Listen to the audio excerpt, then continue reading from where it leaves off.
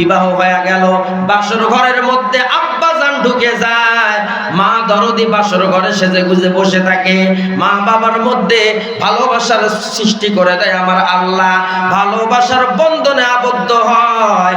মা বাবা যখন তার সঙ্গমের মধ্যে চলে যায়, আল্লাহ বলেন বান্দা ওই তোমার মায়ের ইয়াখরুজু মিন বাইনিস সুলবি ওয়াত তারাইব, ওই মিলনের মাধ্যমে তোমার বাবার পৃষ্ঠদেশ হতে এক ফোঁটা নাপাক পানি বাইর করে, আর তোমার মায়ের বক্ষ দেশ হতে এক ফোঁটা নাপাক পানি বাইর করে আমি আল্লাহ তাআলা সুম্মা জাআলনাহু নুতফাতান ফি করারিম মাকিন, তোমার মায়ের পেটের ভিতরে সুরক্ষিত অন্ধকার জায়গা, নিরাপদ জায়গা আমি আল্লাহ কুদরতি ভাবে বানায়া রাখছি। তোমার বাবার পিঠের পানি আর তোমার মায়ের বুকের পানিকে নিয়ে গিয়ে আমি আল্লাহ তোমার মায়ের রেহেমের ভিতর আমি আল্লাহ ঢোকায়া দিয়েছি। কত আদর করে তোমাকে বানাইছি, কত মোহাব্বত করে বানাইছি, ফেরেশতাদেরকে দিয়ে কত ডিউটি দিয়েছি রে বান্দা, আমি আল্লাহ তোমাকে জানাই নাই। হয়তোবা মাহফিলের মধ্যে বক্তাগণ জানাইবে, ওলামায়ে কেরাম হয়তোবা জানাইবে, মসজিদের খতিব সাহেবরা হয়তোবা জানাইবে, এমনিতেই তোমার মাথাটা সৃষ্টি হয় নাই, তোমার মুখের গঠনটা এমনিতেই সৃষ্টি হয় নাই, হাতের গঠনটা এমনিতেই সৃষ্টি হয় নাই, পায়ের গঠনটা এমনিতেই সৃষ্টি হয় নাই। বন্ধুরা আমার মুখের গঠন একরকম, শরীরের গঠন আর একরকম, এই যে সভাপতি সাহেবের মুখের গঠনটা আর একরকম, মাহফিলের মধ্যে হাজার হাজার মানুষের অভাব নাই, সকলের মুখের গঠন কি একরকম? এই হাতের গঠন কি একরকম? পায়ের গঠন কি একরকম? বন্ধু আল্লাহ কেমন করে মানুষকে বানাইলেন, কারো মুখের গঠনের সাথে মুখের গঠনের মিল হয় না, কালারের সাথেও বনে না, হাতের গঠনের সাথেও বনে না, গলার কণ্ঠের সাথেও বনে না, বুড়ে আঙ্গুলের যে একটা টিপ আছে এই টিপের সাথেও কারো টিপ বনে না, কথা ঠিক কিনা? বন্ধুরা আমার, তাহলে একটু জবাব দেওয়া লাগবে, আমাদের সৃষ্টির মধ্যে একটা রহস্য আছে না নাই? এ বলেন না, আছে না নাই? বলে আমি তোমার মায়ের রেহেমের ভিতরে তোমার বাবার পিঠের পানি, তোমার মায়ের বুকের পানি আমি মিশ্রিত করে রেহেমের ভিতর ঢুকাইয়া তোমার মায়ের পেটের ভিতর ফেরেশতাদেরকে পাঠাইয়া দিলাম। ও আল্লাহ কয়জন ফেরেশতাকে পাঠাইলা? আল্লাহ বলে 2 জন ফেরেশতাকে পাঠাইলাম, ফেরেশতাদেরকে পেটের ভিতর ডিউটি দিয়ে দিলাম, ফেরেশতারা ডিউটি পালন করে, আল্লাহ আরশে আজিমের মধ্যে বসে তামসা দেখে। 40 দিন পার হয়, আল্লাহ ফেরেশতাদের কাছে রিপোর্ট চায়, ও ফেরেশতারা ওই রৌমারির মধ্যে ওই বড়াই কান্দি বাজারের নূর ইসলামের মেয়ে রহিমা, তার স্বামীর নাম হলো আব্দুল করিম, আব্দুল করিমের বিবি রহিমার পেটের খবর কি? ফেরেশতারা জবাব দেয়, আল্লাহ রেহেমের ভিতরে নাপাক পানি ছিল, সুম্মা খলাকনান নুতফাতা আলাকা, 40 দিন পর্যন্ত তোমার বান্দির পেটের ভিতরে ডিউটি পালন করে ওই নাপাক পানিটাকে আমরা একটা রক্তের টুকরা বানায়া দিয়েছি। আল্লাহু আকবার, আল্লাহু আকবার। আল্লাহ বলেন তোমাদের ডিউটি শেষ হয়ে গেছে। এ ফেরেশতা, একই ফেরেশতা দিয়ে বানাইলে আমার বান্দা দেখতে সমানও হতে পারে না, না তোমাদেরকে দিয়ে বানাইবো না। এই জন্য মাঝে মাঝে দেখা যায় মায়ের পেটের ভিতরে যখন যমজ সন্তান হয়, এই যমজ সন্তানগুলোর চেহারার দেখতে একই রকম হয়, হালকা একটু পার্থক্য থাকে, কথা ঠিক কিনা? একই ফেরেশতা দিয়ে মায়ের পেটের ভিতর ডিউটি পালন করায় আমার আল্লাহ। আল্লাহ বলেন বান্দা তোমাকে কত সুন্দর করে বানাইছি, 2 জন ফেরেশতাদেরকে ডিউটি থেকে মাহরুম করে দিলাম, আর 2 জন ফেরেশতাকে পাঠায়া দিলাম। এই 2 জন ফেরেশতা ওই আব্দুল করিমের বিবি ফাতেমার পেটের ভিতরে ডিউটি পালন করে। একে একে দিন চলে যায়, রাত্র ঘনিয়ে যায়, পরের দিন এসে যায়, একে একে দিন পার হইতে হইতে 40 দিন যখন অতিবাহিত হয়, আল্লাহ 40 দিন পরে ফেরেশতাদের কাছে ডিউটি নেয়, রিপোর্ট নেয়, তোমরা ডিউটি পালন করছো, খবর দাও, রিপোর্ট পেশ করো। 2 জন ফেরেশতা আল্লাহর দরবারে রিপোর্ট পেশ করে, সুম্মা খলাকনান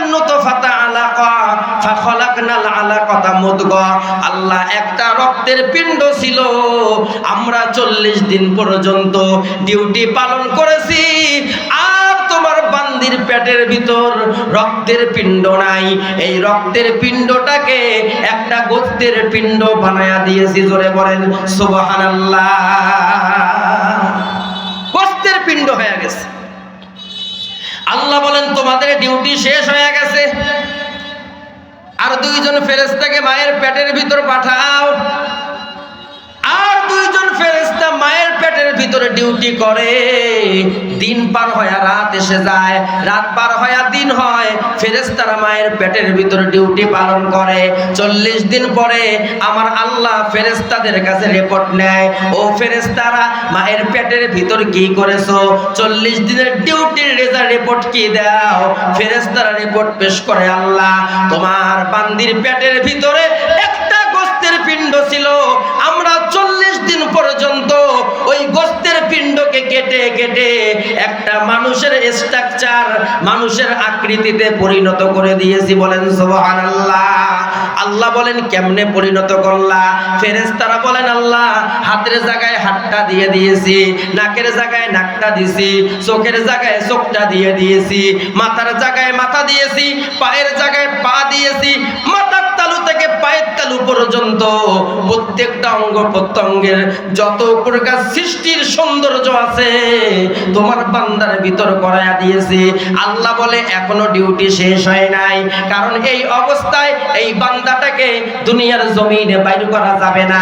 তাহলে বান্দা দুনিয়াতে চলতে পারবে না, বান্দা দাঁড়াইতে পারবে না, বান্দা বসতে পারবে না, বান্দা মাঠে ময়দানে কাজ করতে পারবে না, আমার বান্দা রিক্সা চালাইতে পারবে না, আমার বান্দা ঠেলা টানতে পারবে না, দোকানদারি করতে পারবে না, চাকরিজীবী চাকরির চেয়ারে বসতে পারবে না, ব্যবসায়ী ব্যবসার চেয়ারে বসতে পারবে না, ছাত্রগুলো স্কুলে পড়াশোনা করতে পারবে না, কলেজের মধ্যে পড়তে পারবে না।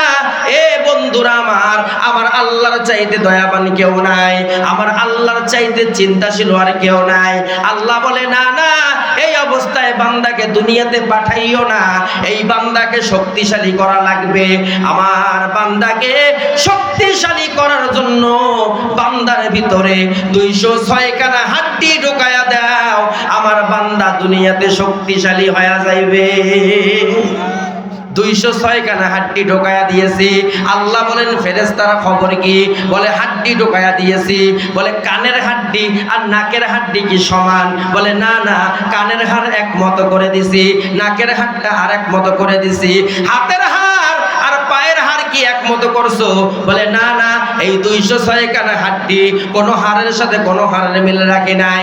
তোমার বান্দার যেমন প্রয়োজন তেমন করে দিয়েছি গো আল্লাহ, তোমার হুকুম পালন করতে গিয়ে কোনো ত্রুটি করি নাই। আল্লাহ বলেন ফেরেশতারা রে, এই অবস্থায় বান্দাকে দুনিয়াতে বাইর করা যাবে না, কারণ আমার বান্দা দুনিয়াতে চলতে পারবে না।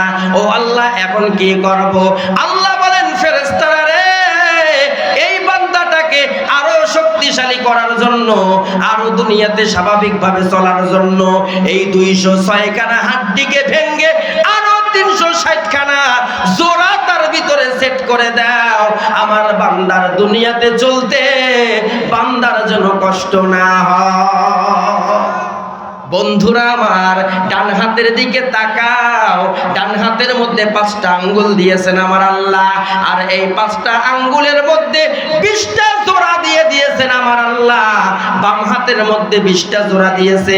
এই চাকরিজীবী ভাই, তোমার হাতের মধ্যে যদি জোড়া না থাকতো কেমন করে লেখতা?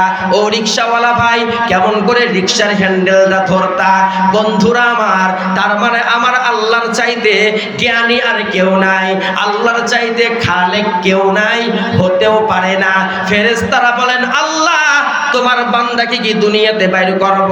বলে না না, এই অবস্থায়ও বাইর করা যাবে না। বলে কেন? বলে এই অবস্থায় আমার বান্দাকে যদি দুনিয়ার জমিনে বাইর করো, আমার বান্দা বসে ওয়াজ করতে পারবে না, ওয়াজও শুনতেও পারবে না, স্বাভাবিকভাবে দুনিয়াতে চলতে পারবে না।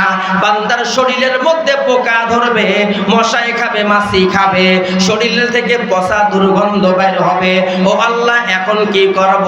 আল্লাহ কোরআনের মধ্যে কত সুন্দর করে ব্যাখ্যা করে, ফাকাসাউনাল ইযামা লাহমা, বান্দার মাথা থেকে পা পর্যন্ত একটা চামড়া দিয়ে আবৃতি করে দাও, আমার বান্দা দুনিয়াতে চলতে বান্দার যেন কোনো কষ্ট না হয়। আল্লাহু আল্লাহু তুমি জানলে জালালুহু, শেষ করা তো যায় না গে তোমার গুণগান।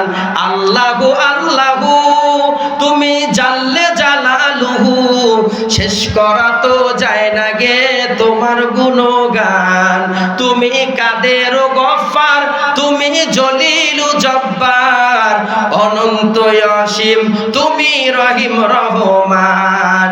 আল্লাহু আল্লাহু তুমি মাটির আদমকে প্রথম সৃষ্টি করিয়া ঘোষণা করিয়া দিলে শ্রেষ্ঠ বলিয়া, ও তাই নূরের ফেরেশতা করে আদমকে সেজদা, ও তাই নূরের ফেরেশতা করে আদমকে সেজদা, সবার চেয়ে দিলে মাটির মানুষকে সম্মান। বলেন আল্লাহু আল্লাহু তুমি জানলে জালালুহু, শেষ করা তো যায় না গে তোমার গুণগান। আল্লাহু আল্লাহু, আল্লাহর গুণগান গিয়ে শেষ করা যাবে? শেষ করা যাবে না। আচ্ছা বলেন তো, এখন মাথা থেকে পা পর্যন্ত আল্লাহ সুন্দর করে একটা মানুষ সৃষ্টি করছে, করছে কি করে নাই? এখনো জীবন কিন্তু এখনো দেয় নাই। এখনো কি দেয় নাই? জীবন দেয় নাই। আপনারা বলেন তো, জীবন এখনো দেয় নাই, এই বাচ্চাটা মরা না জিন্দা? এই বলেন মরা না জিন্দা? তার মানে আল্লাহ সর্বপ্রথম মৃত্যুকে সৃষ্টি করেছে না জীবনকে সৃষ্টি করছে? এই বলেন বলেন, ব্যাখ্যা বুঝছেন? মুসলমান ভাইয়েরা আমার, এই ফেরেশতাগুলো আল্লাহর দরবারে আবেদন করে, আল্লাহ এখন কি জীবন ঢোকায়া দিব? আল্লাহ বলে জীবন ঢোকায়া দাও। জীবন ঢোকায়া দেয়। বন্ধুরা আমার, এখন আমি হাত নাড়াইতে পারি, মায়ের পেটের ভিতর পা নাড়াইতে পারি, মায়ের পেটের ভিতরে মুসরা মুসরি করি। মা দরদি বুঝতে পায়, পায় কি পায় না? খুশি না বেজার? এ বলেন না, মা বড় খুশি হয়ে যায়। স্বামীকে ডাক দিয়ে বলে, স্বামী আমার, তোমার সন্তান আমার পেটের ভিতর নড়াচড়া করে। বাবাও আরো বেশি খুশি হয়ে যায়, দাদির কাছে দৌড় দেয়, আম্মা জান তোমার বৌমার পেটের ভিতর তোমার নাতি নাতনি নড়াচড়া করতেছে। মা উপর দিয়ে আদর করে, বাবা যায় মায়ের পেটের মধ্যে চুমু খায়, আসলে সন্তানের অনুভব একটু নেয়। বন্ধুরা আমার, আপনারা সকলেই জ্ঞান সম্পন্ন মানুষ, আপনাদেরকে বোঝানোর মতো ইলম শিক্ষা আমার নাই। একটা কথা আপনাদেরকে প্রশ্ন করতে চাই, আপনারা বলেন তো, জীবিত মানুষের জন্য খাবারের দরকার আছে না নাই? এই আওয়াজে মানি না, আরো জোরে বলতে হবে, আছে না নাই? এ মুসলমান, জীবিত মানুষের জন্য খাবারের বড় দরকার। আল্লাহ যদি বলে, ও সন্তানের বাবা, তুমি যে তোমার সন্তান তোমার বউয়ের পেটের ভিতর নাড়াচাড়া করে, তুমি যে খুশি হইয়া মিষ্টি বিতরণ করো, এই সন্তানটার খাবারের ব্যবস্থা করো। বাবাই কি খাবারের ব্যবস্থা পেটের ভিতর করতে পারবে? মা তাহলে পারবে? দুনিয়ার মধ্যে ডাক্তাররা মনে হয় পারবে, প্রধানমন্ত্রী পারবে? না না, কেউ পারবে না। আল্লাহ বলেন, বান্দা খুশি হইবা, খাবারের ব্যবস্থা করতে পারবা না। আমি আল্লাহর চাইতে দয়াবান কেউ নাই। আমি আল্লাহ শুধু চিন্তা করি নাই, তোমার মায়ের পেটের ভিতরে তোমার খাবারের ব্যবস্থা আমি আল্লাহ করে দিয়েছি। বলেন সুবহানাল্লাহ। আল্লাহকে যদি প্রশ্ন করো, আল্লাহ কেমন করে খাবারের ব্যবস্থা করলা? আল্লাহ বলবেন, বান্দা তুমি যখন তোমার মায়ের পেটের ভিতরে এসেছো, বান্দা সেদিন তোমার মায়ের মাসিক অসুখটা বন্ধ করে দিয়েছি, আর এই মাসিক অসুখের লাইনটা তোমার নাভির সঙ্গে লাগাইছি। পর্যাপ্ত পরিমাণ খাবার কুদরতি ভাবে তোমার মায়ের পেটের ভিতর ঢুকায়া দিছি। এরপরে দুনিয়াতে আসছো, দুনিয়ার কোনো খাবার তোমার জন্য উপযুক্ত নয়। গরুর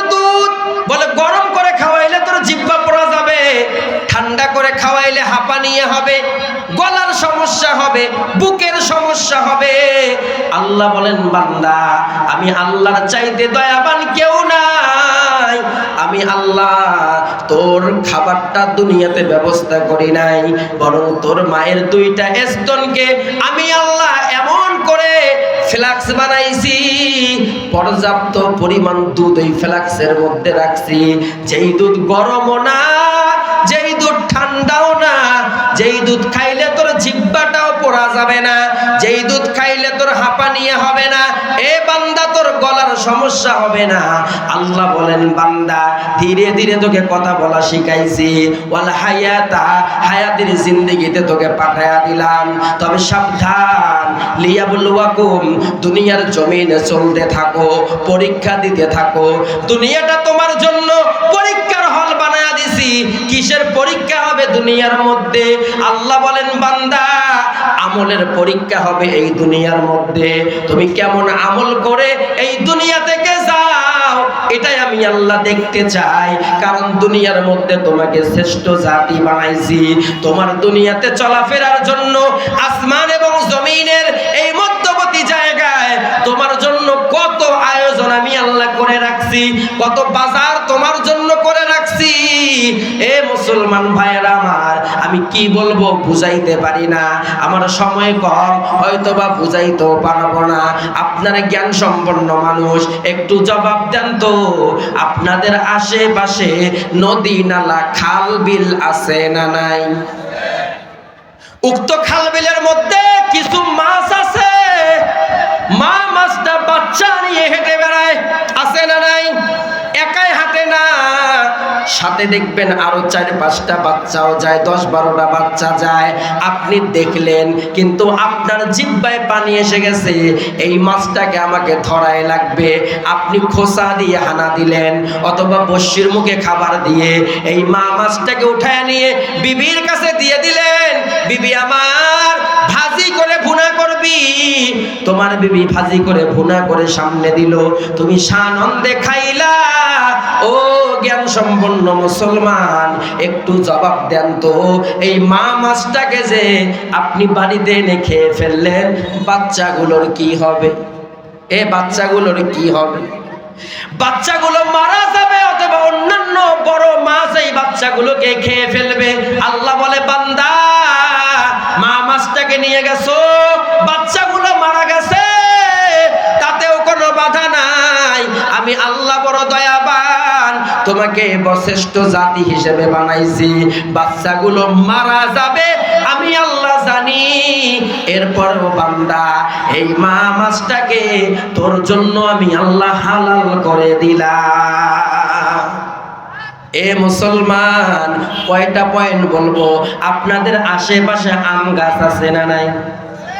এই আম গাছের মধ্যে দেখবেন ঘুঘু খড়কুটো নিয়ে গিয়ে উপরে বাসা বানে, ডিম পারে, ডিম ফুটাইয়া 2টা বাচ্চা সেখানের মধ্যে জন্ম দেয়। এই ঘুঘুর বাসা দেখে আপনার মেজো ছেলেটা দৌড়ে দৌড়ি করে, হঠাৎ করে চোখের মধ্যে পড়ে গেছে ঘুঘুর ভাষা। এখন সন্তানের মাথায় কাজ করে, এই ঘুঘু আমাকে ধরাই লাগবে, বাটুর ছোড়া দিয়ে অথবা ইট ঢেল মেরে ওই ভাষাকে থেকে মা যেই পাখিটা, এই পাখিটাকে জমিনের মধ্যে ফালাইয়া দিল।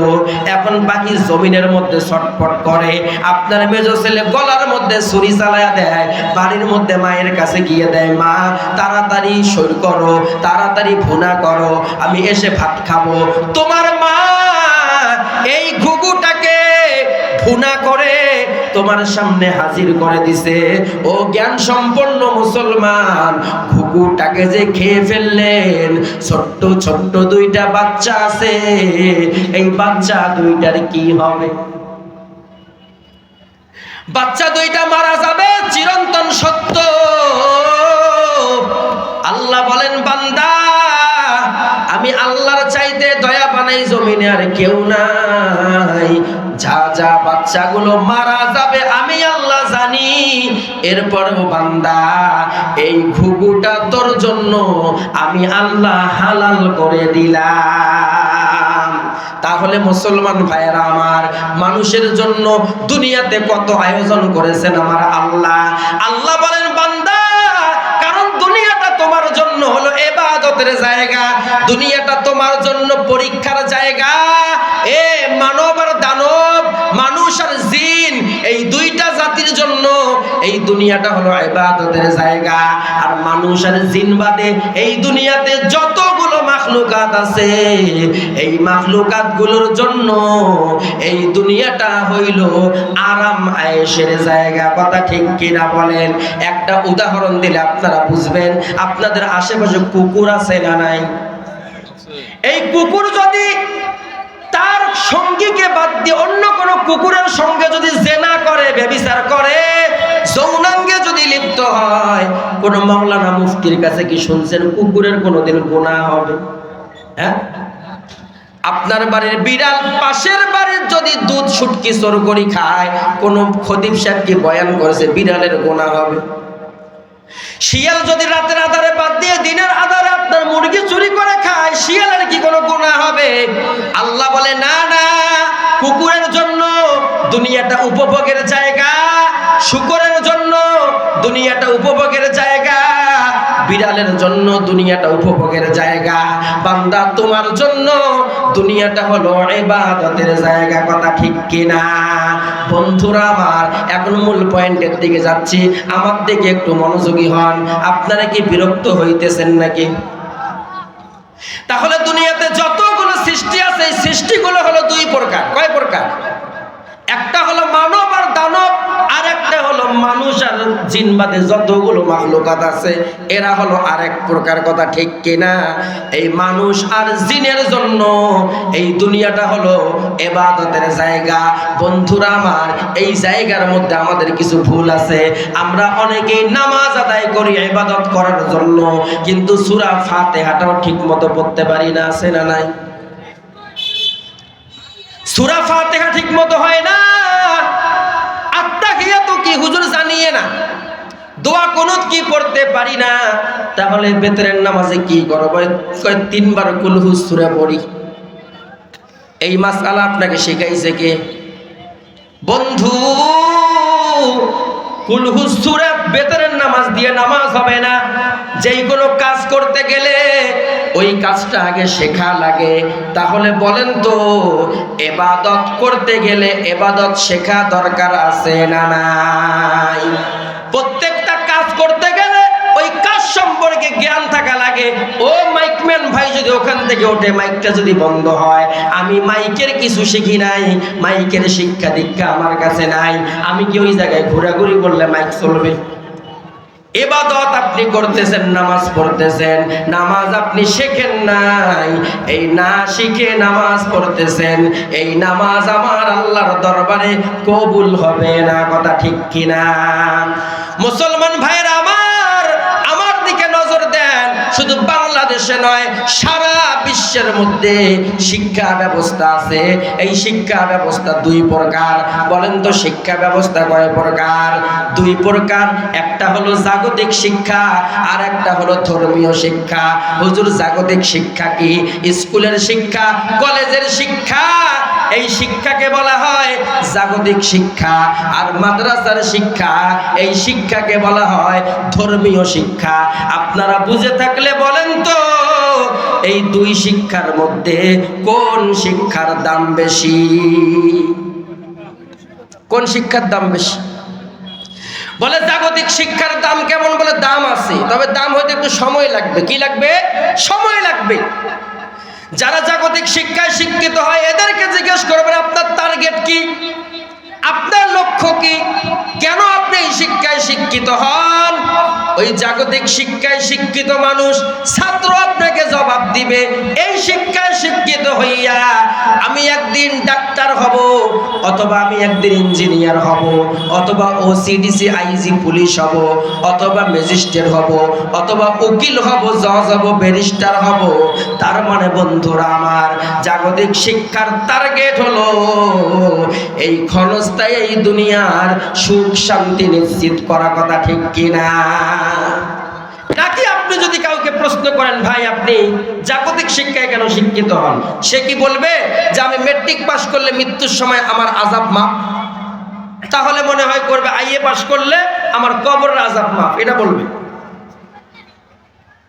তার মানে কি বলে, না না, জাগতিক শিক্ষায় শিক্ষিত হইয়া দুনিয়াতে আমি অনেক সম্মানিত হতে পারবো, ব্যাংকের বড় অফিসার হতে পারবো। বন্ধুরা আমার, তবে এই শিক্ষার লাভ আছে, এই শিক্ষার দাম আছে। বলে দাম হইতেও একটু সময় লাগে। বলে কেমন সময় লাগে? যদি একজন 5 পাস করা ছেলে 5 পাস করে আসে, এই 2025 সালে 5 পাস করা ছেলের কোনো দাম আছে? মেট্রিক পাসের দাম আছে, আইএ পাসের তো দাম নাই। বলে শিক্ষা দীক্ষা অর্জন করো, যতক্ষণ পর্যন্ত চাকরির চেয়ারে বসবা না ততক্ষণ পর্যন্ত তোমার দাম মানুষ দিবে না। কথা ঠিক কিনা? অনেকেই হয়তো বলবেন, হুজুর আপনি কি জাগতিক শিক্ষার বিরুদ্ধে কথা বলেন? আমার বাবা আমাকে মাথার ঘাম পাতায় ফালাইয়া আমাকে পড়াশোনা করাইছে, মেট্রিক আইএ বিএ পাস করাইছে, আমার শিক্ষার কি কোনো দাম নাই? ও মুসলমান ভাইরা আমার, আল্লাহর কসম করে বলি, জাগতিক শিক্ষার বিরুদ্ধে আমি কথা বলি না। পানিতে চলতে গেলে যেমন নৌকার দরকার, এই দুনিয়াতে চলতে গেলে জাগতিক শিক্ষার দরকার আছে না নাই? এ জোরে বলেন আছে না নাই? দুইটা এক্সাম্পল দিয়ে দেই। এই যে মাইকটা বানাইছে, আমরা কথা বলতেছি, দূর থেকে আওয়াজ যায়, মানুষ মাইকের আওয়াজ শুনতে পায়। এই মাইকটা বানাইছে ও জ্ঞান সম্পন্ন মুসলমান, আপনারা বলেন তো, এই মাইকটা কি কোনো মাওলানা বানাইছে? লাইটটা বানাইছে, অন্ধকারটা আলোকিত হয়েছে, এইটা কি কোনো মুফাসসির বানাইছে? এ বন্ধু, গরমের মধ্যে থাকতে পারি না, পাখায় ফ্যানে বাতাস দেয়, শরীর ঠান্ডা হয়, এইটাও কোনো খতিব সাহেব বানাইতে পারে নাই। তীব্র গরমের ভিতরে এয়ার কন্ডিশন, শীতাতপ নিয়ন্ত্রিত আপনার পুরা রুমকে একদম ঠান্ডা করে দিছে, এইটাও কোনো মাওলানা বানাইতে পারে নাই। বন্ধুরা আমার, এই জন্য আপনাদেরকে আমি এটাই বলতে চাই, এই দুনিয়াতে চলতে গেলে জাগতিক শিক্ষার দরকার আছে না নাই? এ মুসলমান ভাইরা আমার, একজন ছাত্র ক্লাস 1 থেকে মেট্রিক পাস করলো, আইএ বিএ পাস করলো, চাকরি পাইল না, এই সন্তানটার কোনো দাম আছে? এ বলেন তো দাম আছে? কোনো দাম নাই। তার মানে চাকরি নাই তো দাম নাই। ও মুসলমান ভাইয়েরা আমার, মাদ্রাসার শিক্ষার কেমন দাম, ধর্মীয় শিক্ষার কেমন দাম, দুইটা লাইন আপনাদেরকে বলে দিয়ে যাই। আজকের মাহফিল শুনে কেউ যদি নিয়ত করেন, হুজুর নিজে তো মাওলানা হতে পারি নাই, এত দামিও হতে পারি নাই, তবে আমার একটা নাতি আছে অথবা আমার একটা ছেলে আছে, ছেলের বয়সটা হলো 5 বছর, হুজুর আগামী বছরে আমার এই ছেলেটাকে আমি এই মাদ্রাসার মধ্যে দিয়ে দিব। এই যে শুধু নিয়ত করেছেন, নিয়ত করার কারণে আমার আল্লাহ তাআলা তোমার আমল নামায় সওয়াব লিখে দিছে। তাহলে এই শিক্ষার দাম আছে না নাই? এ বলেন না আছে না নাই? নিয়ত করলেই সওয়াব হয়। দিন পার হয়ে যায়, 1 বছর অতিক্রম হয়, ডিসেম্বর মাস আসে, বড়াইকান্দি বাজার কেরামতি নুরানি হাফেজিয়া মাদ্রাসা থেকে মাইকিন বাইর হয়, ভর্তি চলছে, ভর্তি চলছে, কার সন্তানকে দিবেন আমাদের মাদ্রাসায় এখন দেন, সময় আর বেশি নাই। এবার বিবি সাহেবা আপনাকে ডেকে বলছে, ও স্বামী আমার, তুমি তো গত বছর তুমি ওয়াজ শুনবে যায়া, তুমি তো সন্তানটাকে মাদ্রাসায় দেওয়ার জন্য নিয়ত করেছেন, যান যান বাজারে চলে যান, সুন্দর পাঞ্জাবি পায়জামার কাপড় কিনে আনেন। আপনি বাজারে গেলেন, পাঞ্জাবি পায়জামা কিনে আনলেন, সন্তানকে পড়াইয়া মাদ্রাসার দিকে রওনা হয়ে গেছেন। এখানে উলামায়ে কেরাম আছে, আমার কোনো বাবার কথা না, আমার পীরের কোনো কথা না, আমার ওস্তাদের কোনো কথা না, এমন একজন ব্যক্তির কথা বলবো যেই ব্যক্তি সম্পর্কে আমার আল্লাহ তাআলা কোরআনের মধ্যে ঘোষণা দিয়ে দেয়, মা ইয়ামতিকু আনিল হাওয়া ইন হুয়া ইল্লা ওয়াহয়ু ইউহা। মুহাম্মদ হার গেজনা গুফতা তানা গুফতা জিবরাইল, জিবরাইল হার গেজনা গুফতা তানা গুফতা রব্বুল জলিল।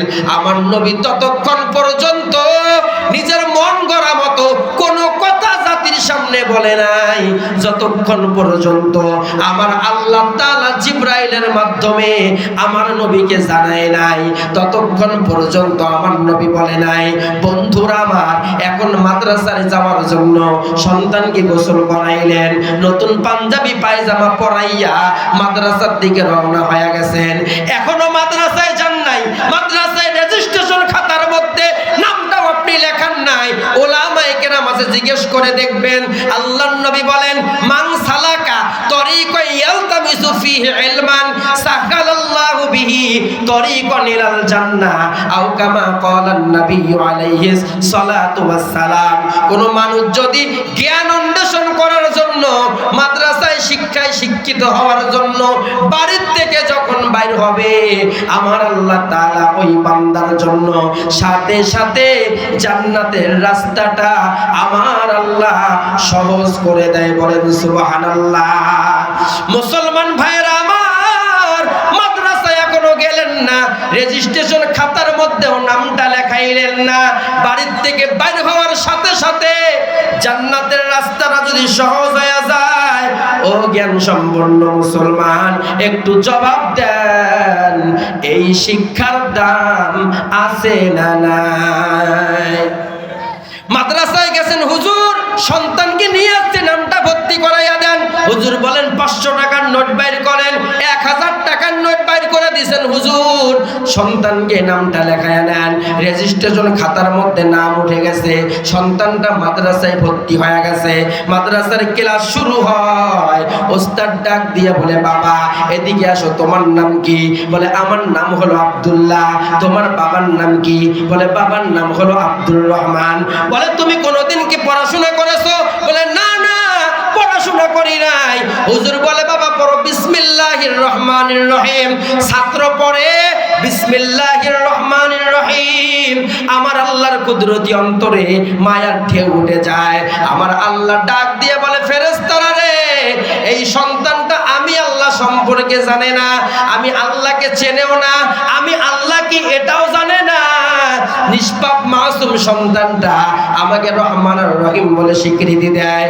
যেই সন্তানটা আমাকে রহমান আর রহিম বলে, আমি নাকি রহমান, আমি নাকি রহিম, এই সন্তান স্বীকৃতি দিয়েছে আমাকে। এই সন্তানের কারণে এই সন্তান আমাকে রহমান আর রহিম বলে স্বীকৃতি দিবে, আমি তার মা বাবাকে জাহান্নামে দিব। এটা হতে পারে না রে ফেরেশতারা। যা যা যা, আমি আল্লাহ তাআলা এই সন্তানের খাতিরে তার মা বাবা দাদা দাদির কবরের আযাব মাফ করে দিলাম। মুসলমান ভাইরা আমার, এই সন্তানটা এমন সম্মানিত হয়ে যায়, বলে তলবে ইলম হয়ে যায়। বলে হুজুর তলবে ইলম কি?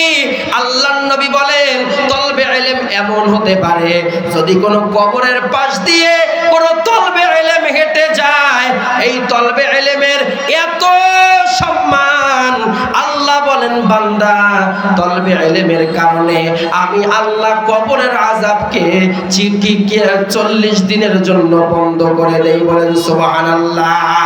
মুসলমান ভাইরা আমার, আল্লাহর নবী বলেন শুধু তাই নয়, ফা ইন্নাল মালাইকাতা লা তাদউ আজনিহাতাহা রিদাল লিতালিবিল ইলম।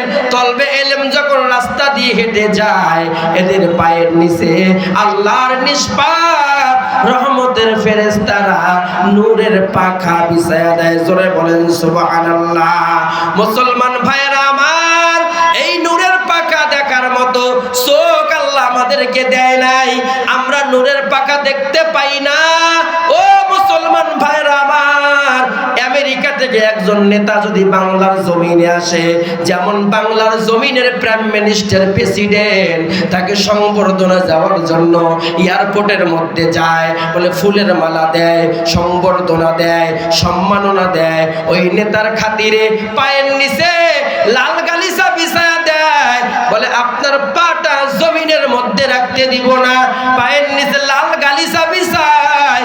আল্লাহ বলেন বান্দা ওই নেতার জন্য বাংলার জমিনের প্রেসিডেন্টের মেহমানখানা পর্যন্ত লাল গালিচা বিছাইবে না, অল্প একটু জায়গার মধ্যে বিছায়। আল্লাহ বলেন বান্দা তলবে ইলম গুলো হলো আমার স্পেশাল বান্দা, এরা হলো আমার পছন্দের বান্দা। এরা যখন রাস্তা দিয়ে হেঁটে যায়, এদের খাতিরে আমি আল্লাহ তাদের পায়ের নিচে পাখা বিছায়া দেই। ইমাম গাজ্জালী রাহমাতুল্লাহ আলাইহি প্রমাণ করে দিছে, তলবে ইলম রাস্তা দিয়ে হেঁটে গেলে আল্লাহ তাআলা তাদের পায়ের নিচে ফেরেশতাদের নূরের পাখা বিছায়া দেয়। ইমাম গাজ্জালী রাহমাতুল্লাহ আলাইহি বাড়ির থেকে মাদ্রাসা প্রায় 3 কিলোমিটার দূরে প্রতিদিন মাদ্রাসার দিকে রওনা হয়, কিন্তু কয়েকদিন থেকে এই যে ইমাম গাজ্জালী বা মাদ্রাসায় দেরি করে যায়। যারা শিক্ষকতা করে তারা জানে ক্লাসের 1 নাম্বার ছাত্র ক্লাসের মধ্যে উপস্থিত না থাকলে ওস্তাদের পড়াইতে ভাল লাগে না। কথা ঠিক কিনা বলেন? কথা ঠিক কিনা?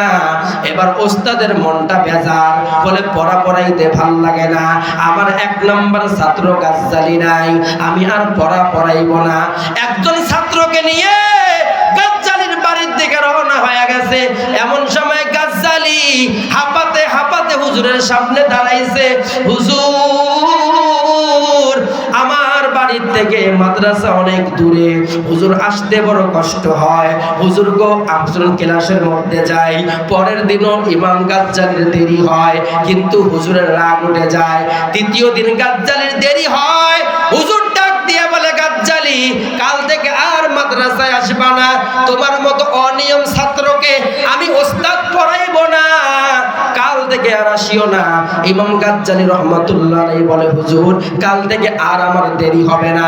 চতুর্থ দিনও গাজ্জালীর দেরি হয়, ওস্তাদের মাথাটা গরম হয়ে যায়। ওস্তাদ ডাক দিয়ে বলে, এ গাজ্জালী তাড়াতাড়ি দূর হও, আমার সামনে বসিও না, তোমাকে আর পড়াইব না। ইমাম গাজ্জালী চোখের পানি ছেড়ে দিছে, টপ টপ করে কান্না শুরু করে দিছে। হুজুর একটা কথা আপনাকে বলতে চাই, যদি আপনি অনুমতি দেন তাহলে ক্লাসের ভিতরে ঢুকবো, আর যদি অনুমতি না দেন বাড়ির দিকে চলে যাব। হুজুর ডাক দিয়ে বলে, বাবা কি হয়েছে বলো। ইমাম গাজ্জালী ডাক দিয়ে কয়, হুজুর আল্লাহর নামের কসম করে বলি, ইচ্ছাকৃতভাবে কোনোদিন মাদ্রাসায় দেরি করে আসি নাই। হুজুর বলে, তাহলে তোর প্রতিদিন দেরি হয় কেন? ইমাম গাজ্জালী চোখের পানি ছেড়ে দিছে। হুজুর আমার বাড়ির থেকে মাদ্রাসা আসতে অনেক দূর দেরি হয়, আমি প্রতিদিন সময় মতো বাড়ির থেকে বাইর হই, আমি মাদ্রাসার দিকে পথযাত্রা শুরু করি। আমি যখন পাটা জমিনের মধ্যে ফালাই, আমি নজর করে দেখি সবুজ রঙের পাখি আমার পায়ের নিচে পাখা বিছায়া দেয়। আমি সম্মানিত পাখা মনে করে ওই পাখিটাকে তুলে আর একটা পা যখন জমিনের মধ্যে ফালাই, ওই পায়ের নিচেও কে জানি পাখা বিছায়া দেয়, ওই পাখিটাকেও তুলে আর একটা পা জমিনের মধ্যে ফালাই। হুজুর আমার এই রকম করে পাখা তুলে তুলে উঠাইতে উঠাইতে মাদ্রাসায় আসতে আমার দেরি হয়।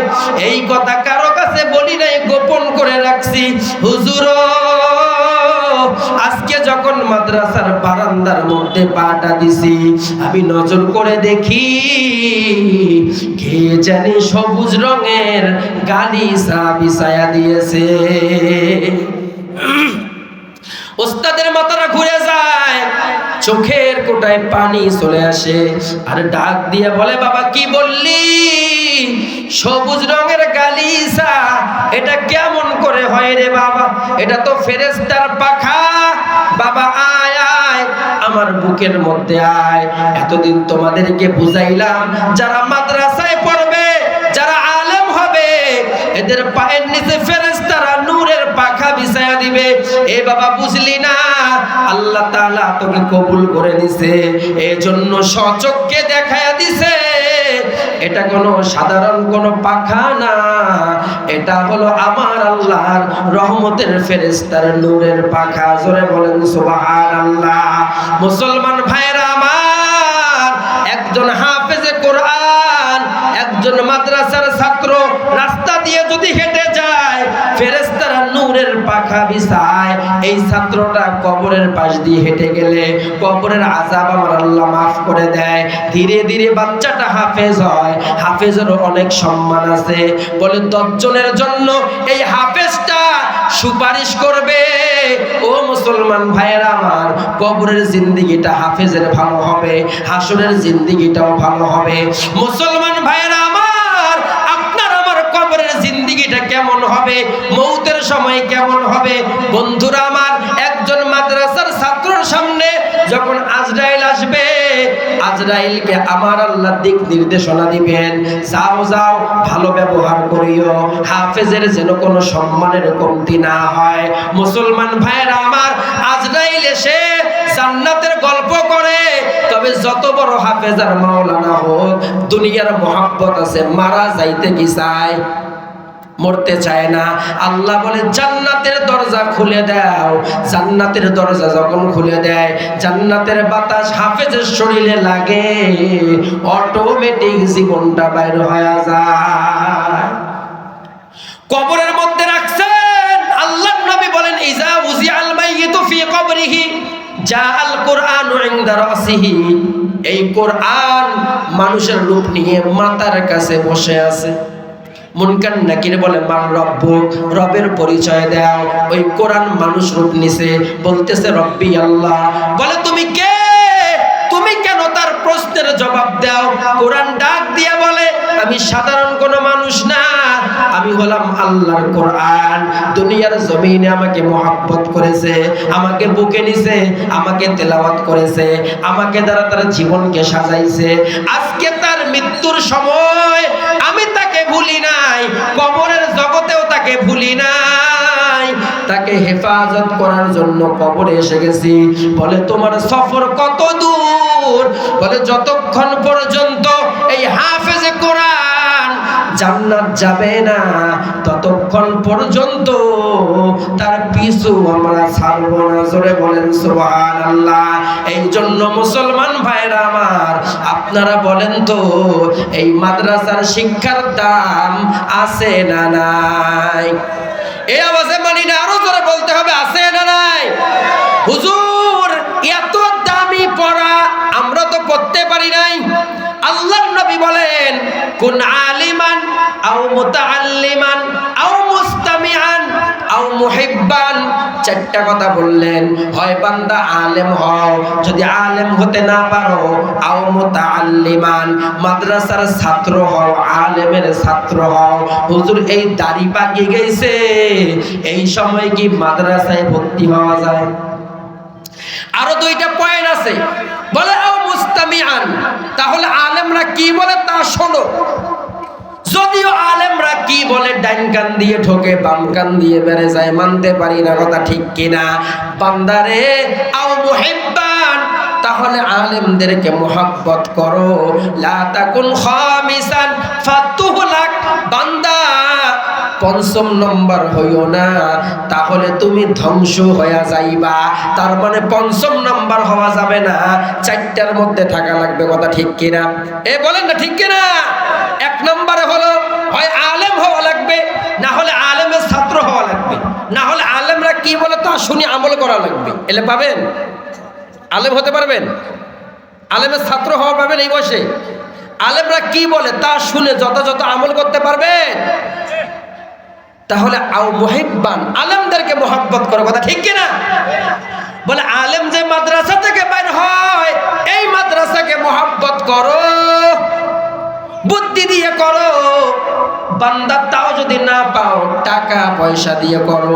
তোমার একটি টাকা, তোমার 500 টাকা, তোমার 1000 টাকা যদি বান্দা মাদ্রাসার কাছে লেগে যায়, এই মাদ্রাসার ছাত্ররা রাত 3টা থেকে রাত 10টা পর্যন্ত আল্লাহর কোরআন তেলাওয়াত করে, প্রতিটা হরফে হরফে 10টা করে নেকি, বান্দা অসংখ্য নেকি প্রতিদিন তোমার আমল নামায় ঢুকতে থাকবে।